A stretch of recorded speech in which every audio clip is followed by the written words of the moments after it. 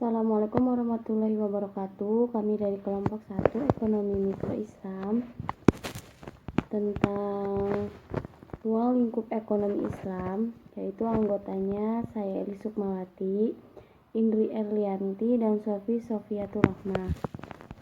Langsung saja ke pengertian yang pertama, yaitu pengertian ekonomi Islam.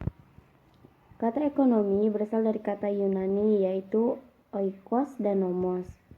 Kata oikos berarti rumah tangga, sedangkan kata nomos berarti mengatur. Maka secara garis besar, ekonomi diartikan menjadi peraturan rumah tangga atau manajemen rumah tangga. Tetapi ekonomi bukan hanya berarti rumah tangga suatu keluarga, melainkan bisa juga ekonomi suatu desa, kota, bahkan negara. Ilmu yang mempelajari bagaimana rumah tangga atau masyarakat mengelola sumber daya yang mereka miliki untuk memenuhi kebutuhan mereka disebut ilmu ekonomi. Definisi yang lebih populer yang sering digunakan untuk menerangkan ilmu ekonomi tersebut adalah salah satu cabang ilmu sosial yang khusus mempelajari tingkah laku manusia atau segolongan masyarakat dalam usahanya untuk memenuhi kebutuhan yang relatif tidak terbatas dengan alat pemuas kebutuhan yang terbatas adanya. Adapun pandangan Islam, ekonomi atau iqtihad berasal dari kata qadun, yang artinya keseimbangan dan keadilan. Adapun Islam berarti juga damai ataupun selamat. Ekonomi Islam dibangun atas dasar agama Islam karena ekonomi merupakan bagian yang tak terpisahkan dari agama Islam. Islam mendefinisikan agama bukan hanya berkaitan dengan spiritualitas atau ritualitas, namun agama Islam merupakan keyakinan, ketentuan, dan peraturan serta tuntutan moral bagi setiap aspek kehidupan manusia. Baik ketika manusia melakukan hubungan dengan Allah maupun ketika manusia berinteraksi dengan sesama manusia dan alam semesta. Ilmu ekonomi sering mengabaikan pertimbangan moral seperti halal dan haram terkait dengan kemungkinan manusia berperilaku serakah karena didorong oleh hasrat diri atau keinginannya yang tidak terbatas. Demikian, prinsip ekonomi sejatinya tidak akan pernah netral dari nilai-nilai agama baik secara eksplisit maupun implisit.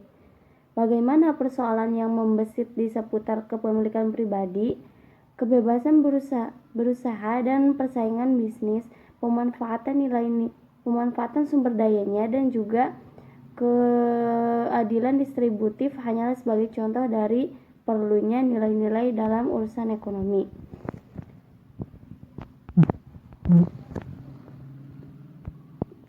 Pengertian ekonomi Islam menurut beberapa pemikir ekonomi yaitu sebagai berikut. Yang pertama, Muhammad Abdul Manan.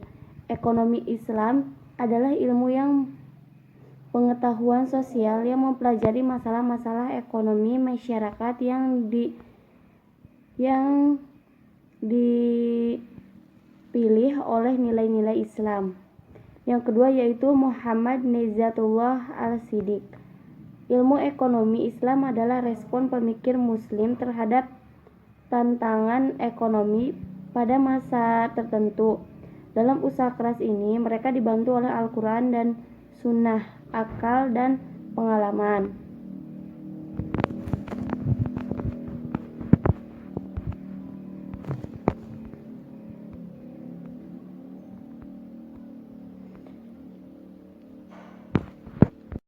Selanjutnya yaitu ruang lingkup ekonomi mikro Islam. Ruang lingkup ekonomi mikro Islam ada perilaku produsen, perilaku konsumen, serta perilaku pasar. Produsen dan konsumen tersebut dalam dunia ekonomi Islam yang nyatanya adalah individu-individu pada rumah tangga, keluarga, masyarakat atau perusahaan. Unit-unit ekonomi yang terbatas untuk mampu mengoptimalkan tingkat pemuasan kebutuhannya. Ekonomi mikro Islam memiliki karakteristik yang berbeda dengan ekonomi mikro dalam konvensional. Adapun karakteristik yang dimaksud adalah yang pertama, ekonomi mikro Islam pengaturannya bersifat ketuhanan. Yang kedua, Dalam Islam, ekonomi mikro hanya merupakan satu titik bagian dari al-Islam secara keseluruhan. Yang ketiga, ekonomi mikro berdimensi akidah atau keakidahan. Mengingat ekonomi Islam itu pada dasarnya terbit atau lahir dari akidah Islam yang di dalamnya akan dimintakan pertanggungjawaban terhadap akidah yang diyakininya. Yang keempat, berkarakter ta'abudi. Mengingatkan ekonomi mikro Islam itu merupakan tata aturan yang berdimensikan ketuhanan dan setiap ketaatan kepada salah satu dari pihak banyak aturan-aturannya adalah seperti ketaatan kepada Allah. Dan setiap ketaatan kepada Allah itu ibadah. Yang kelima, terkait era dengan akhlak. Islam tidak pernah memprediksi kemungkinan ada pemisahan antara akhlak dan ekonomi mikro. Juga tidak pernah memetakan pembangunan ekonomi dalam lingkungan Islam yang tanpa akhlak. Yang keenam yaitu elastis, dalam pengertian mampu berkembang secara perlahan-lahan atau evolusi. Yang ketujuh, objektif, dalam pengertian Islam mengajarkan umatnya supaya berlaku dan bertindak objektif dalam melakukan aktivitas ekonomi. Yang kedelapan yaitu memiliki target, sasaran atau tujuan yang lebih. Yang kesembilan yaitu realistis. Ekonomi khususnya pemikiran bisnis tidak selamanya sesuai antara teori di satu sisi dengan praktek pada sisi lain. Yang kesepuluh yaitu harta kekayaan itu pada hakikatnya adalah milik Allah. Dalam prinsip ini terkandung maksud bahwa kepemilikan seseorang terhadap harta kekayaan tidak bersifat mutlak. Itulah sebabnya mengapa dalam Islam pendayagunaan harta kekayaan itu tetap harus dikelola dan dimanfaatkan sesuai dengan tuntutan Sang Maha Pemilik yaitu Allah. Atas dalih apapun seseorang tidak boleh bertindak sewenang-wenang dalam mentasarufkan harta kekayaannya, termasuk dengan dalil bahwa harta kekayaan itu milik pribadinya. Sekian penjelasan dari saya, selanjutnya akan dijelaskan oleh saudari Indri. Baik, di sini saya akan menjelaskan mengenai kerangka teori ekonomi mikro Islam. Di awal sudah dijelaskan mengenai pengertian apa itu mikro Islam, apa itu ekonomi mikro. Dan di sini akan saya bahas lagi mengenai pengertiannya. Jadi, ekonomi mikro adalah salah satu cabang dari teori ekonomi yang menitik beratkan bahasanya itu pada masalah-masalah dalam skup kecil atau mikro. Begitu juga pada mikro Islam, di mana bahasanya itu menitik beratkan pada masalah-masalah yang skupnya lebih kecil gitu. Oleh karena itu, pemerintah Islam mengenai konsumsi dikendalikan oleh 5 prinsip. Yang pertama ada prinsip keadilan, di mana syarat ini mengandung arti ganda. Penting mengenai mencari rezeki secara halal dan tidak melanggar hukum secara firman Allah. Salah satu contoh firman Allahnya yaitu, "Hai sekalian manusia, makanlah yang halal lebih baik dari apa yang terdapat pada bumi." Yang terdapat pada Quran Surat Al-Baqarah ayat 169. Selain itu, Rasulullah juga bersabda, yaitu sepertiga adalah udara, sepertiga adalah makan, dan sepertiga adalah minuman. Prinsip yang kedua yaitu prinsip kebersihan, di mana prinsip ini menghendaki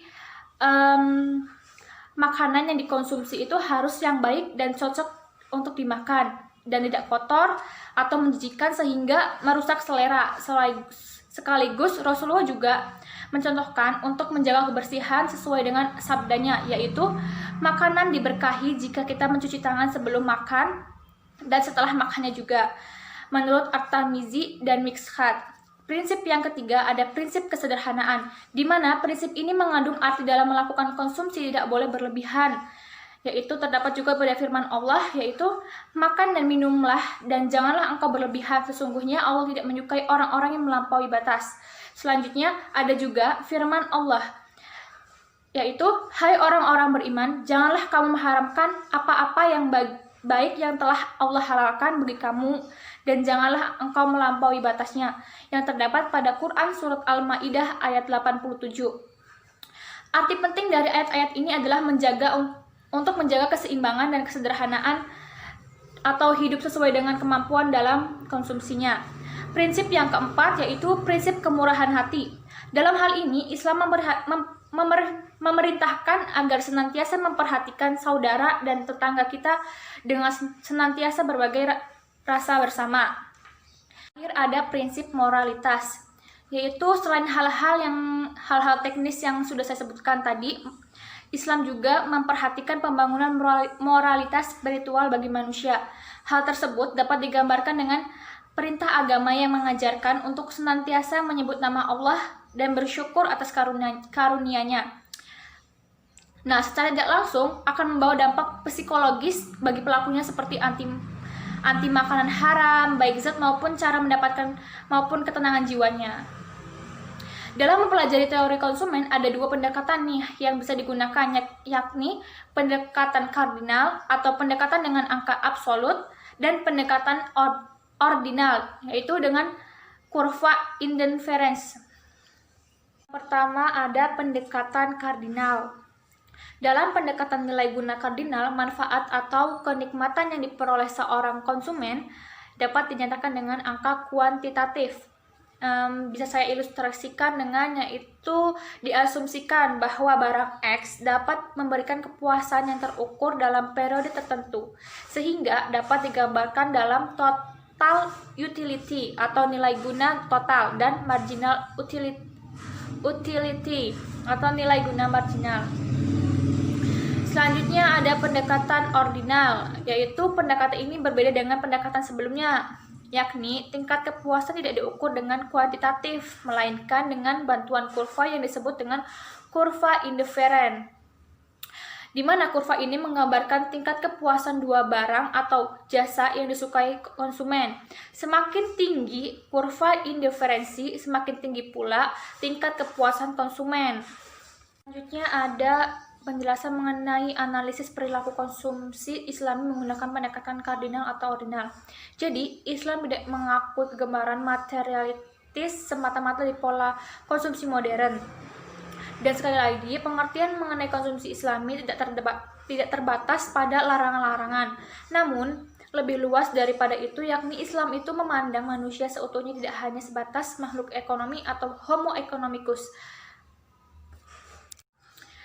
Baik, setelah penjelasan yang tadi mengenai analisis perilaku konsumsi, di sini juga akan diidentifikasi menurut perilaku konsumsi Islami. Yang pertama ada paradoks halal haram. Sebagaimana yang kita tahu, masyarakat Muslim yaitu sangat memperhatikan banget kualitas dan kesucian dari barang yang akan dikonsumsi yang sesuai dengan Al-Quran dan hadisnya. Hal ini selain bersifat transcendental juga bersifat keduniawian, karena Islam sangat memperhatikan kesucian dan kebersihan dari barang konsumsi. Sehingga paradoks ini mendorong kita pada pemahaman bahwa kepuasan seorang muslim sangat ditentukan oleh kadar kehalalan maupun kadar keharaman barang yang dikonsumsinya. Ada prinsip kemurahan hati atau pengeluaran di jalan Allah. Prinsip konsumsi seorang muslim adalah kemurahan hati dan mementingkan kepentingan sosial secara luas, berbeda dengan konvensional yang berprinsip pada maksimalisasi kepuasan individu dengan tidak memperdulikan orang lain selama individu tidak mengganggu kepentingan orang lain pula. Atau dalam ekonomi konvensional lebih dikenal dengan optimum Pareto yang diperkenalkan pertama kali oleh Vilfredo Pareto. Oleh karena itu, konsumen muslim tetap mendapatkan tingkat kepuasan maksimal walaupun pendapatannya terbagi untuk konsumsi dan pengeluaran di jalan Allah. Contohnya ada zakat, infak, sedekah. Baik, selanjutnya yaitu pengertian rancang bangun ekonomi Islam. Rancang bangun ekonomi Islam terdiri dari atap, tiang, dan landasan. Landasan terdiri dari tauhid, adil, nubuwah, khilafah, dan ma'ad. Tauhid merupakan konsep ketuhanan umat Islam terhadap Allah Subhanahu wa Ta'ala. Kunci keimanan seseorang adalah dilihat dari tauhid yang dipegangnya, sehingga rukun Islam yang pertama yaitu syahadat, yang memperlihatkan betapa pentingnya tauhid dalam setiap insan yang beriman. Maka dari itu, setiap perilaku ekonomi manusia harus didasari oleh prinsip-prinsip yang sesuai dengan ajaran Islam yang berasal dari Allah Subhanahu wa taala. Dan setiap tindakan yang menyimpang dari syariah akan dilarang, sebab akan menimbulkan kemudaratan bagi kehidupan umat manusia, baik bagi individu itu sendiri maupun bagi orang lain. Yang kedua yaitu adil. Adil di sini mengandung makna bahwa dalam setiap aktivitas ekonomi yang dijalankan tidak terjadi suatu tindakan yang menzolimi orang lain. Karakter pokok dari nilai keadilan bahwa masyarakat ekonomi haruslah memiliki sifat makmur dalam keadilan dan adil dalam kemakmuran menurut syariat Islam. Yang ketiga yaitu nubuah. Dengan konsep nubuah ini, kita dituntut untuk percaya dan yakin bahwa ilmu Allah itu benar adanya dan akan membawa keselamatan dunia dan akhirat, serta dapat dijalankan oleh seluruh umat manusia dan bukan hanya oleh Nabi saja. Ajaran Nabi Muhammad SAW adalah suatu ajaran yang memiliki nilai-nilai universal di dalamnya, sehingga prinsip-prinsip yang terkandung dalam ekonomi Islam merupakan prinsip-prinsip ekonomi universal yang dapat diterapkan oleh seluruh umat, baik oleh umat Islam maupun umat selain Islam. Sifat-sifat keteladanan Rasulullah seperti sidik, amanah, tabligh, dan patonah mampu dilaksanakan oleh umatnya meskipun tidak sesempurna Rasulullah. Namun hal ini membuktikan bahwa ekonomi Islam pun mampu dilaksanakan oleh setiap individu. Yang keempat yaitu khilafah, atau berarti pemimpin, bahwa pemimpin umat dalam hal ini bisa berarti pemerintah, yaitu sesuatu yang kecil namun memegang peran penting dalam tata kehidupan bermasyarakat. Islam menyuruh kita untuk mematuhi pemimpin selama masih dalam koridor ajaran Islam. Ini berarti negara memegang peranan penting dalam mengatur segenap aktivitas dalam perekonomian, selama tidak bertentangan dengan prinsip syariah. Ini berarti negara berperan untuk menegakkan kewajiban dan keharusan mencegah terjadinya hal-hal yang diharamkan. Yang kelima yaitu ma'ad. Ma'ad berarti dalam Islam boleh mengambil keuntungan dalam melakukan aktivitas perekonomian. Keuntungan merupakan salah satu hal yang dianjurkan dalam suatu aktivitas ekonomi. Namun yang dilarang dalam Islam adalah mengambil keuntungan yang berlebihan, apalagi sampai merugikan banyak orang. Misal dengan melakukan penimbunan untuk menciptakan kelangkaan barang agar mendapatkan harga yang berlipat ganda. Kemudian setelah landasan yaitu ada tiang dari ekonomi Islam yang terdiri atas multi-type ownership atau kepemilikan multijenis, freedom to act yaitu kebebasan berusaha, dan social justice yaitu kesejahteraan sosial. Multi-type ownership dalam Islam mengakui jenis-jenis kepemilikan yang beragam. Dalam Islam, kedua-dua kepemilikan diakui berdasarkan batasan-batasan yang sesuai dengan ajaran Islam. Islam mengakui adanya kepemilikan yang bersifat individu, namun tetap ada batasan-batasan syariat yang tidak boleh dilanggar, seperti akumulasi modal yang hanya menumpuk di sekelompok golongan semata. Kepemilikan individu dalam Islam sangat dijunjung tinggi, akan tetapi ada batasan yang membatasi agar tidak ada pihak lain yang dirugikan karena kepemilikan individu tersebut. Yang kedua yaitu freedom to act. Dalam ekonomi Islam, setiap manusia bebas melakukan aktivitas ekonomi apa saja selama aktivitas ekonomi yang dilakukan bukan aktivitas ekonomi yang dilarang dalam kerangka yang Islami.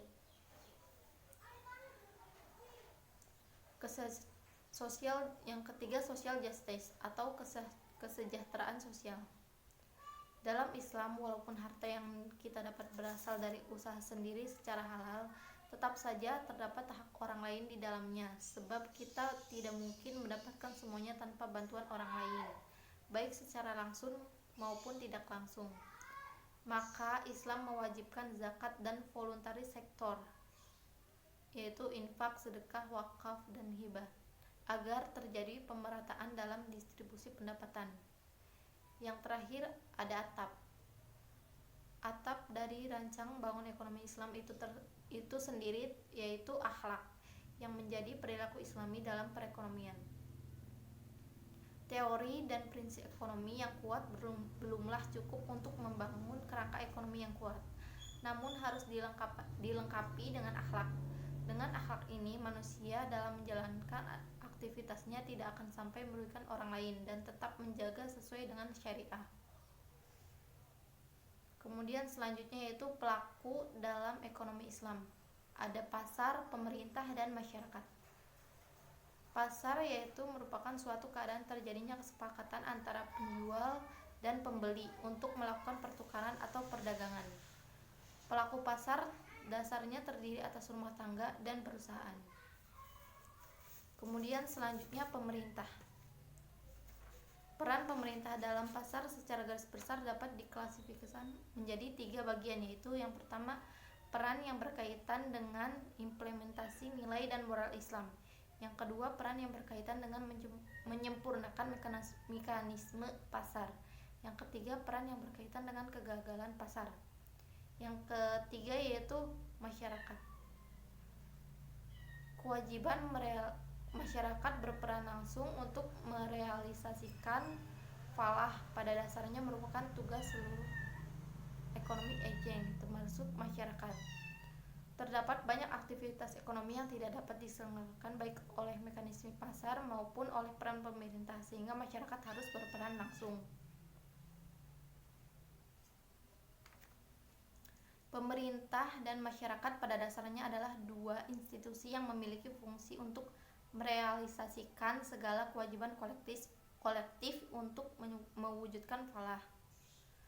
Peranan masyarakat juga muncul karena adanya konsep hak milik publik dalam ekonomi Islam seperti wakaf.